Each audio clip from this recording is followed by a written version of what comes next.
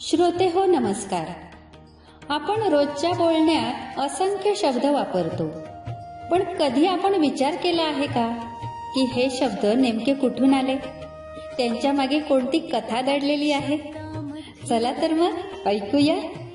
श्री सुरेश शामराव ठाकूर लिखित शब्दांच्या पलीकडले या आगळ्या वेगळ्या पुस्तकाचा शब्द प्रवास. शब्दांची ही सफर ऐकताना तुम्हालाही आपल्या मराठी भाषेची समृद्धी, वैभव, सौंदर्य आणि तिच्या मागचा संस्कृतीचा ठेवा नव्याने जाणवेल.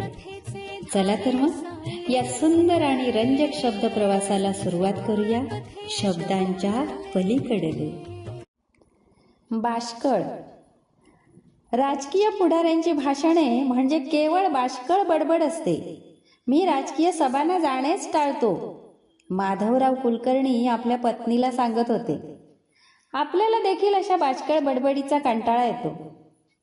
बाष्कळ शब्दाचा ध्वनी पाहता तो एखाद्या दाक्षिणात्य भाषेतून मराठीत आला नाही ना, असा प्रथमदर्शनी भास होतो. पण तो आला चक्क संस्कृतमधून, आपल्या ऋग्वेदातून. हिंदूंच्या वेदशास्त्रात बाष्कळ नावाची एक शाखा प्रसिद्ध आहे. बाष्कळ नावाचे एक ऋषी होऊन गेले. त्यांची शिष्य परंपरा ऋग्वेदाचे पठण करीत असे. त्यांच्या शिष्यगणांना ऋग्वेद अगदी मुखोद्गत होता, पण त्यांचे शिष्यगण त्याचा अर्थ, त्याचे निरूपण कधीच करत नसत. केवळ पाठांतर, केवळ घोकमपट्टी.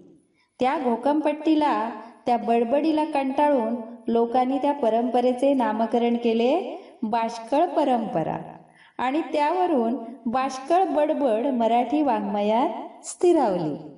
निरर्थक बडबड म्हणजे बाष्कळ बडबड हे विशेषण त्याला चिकटले.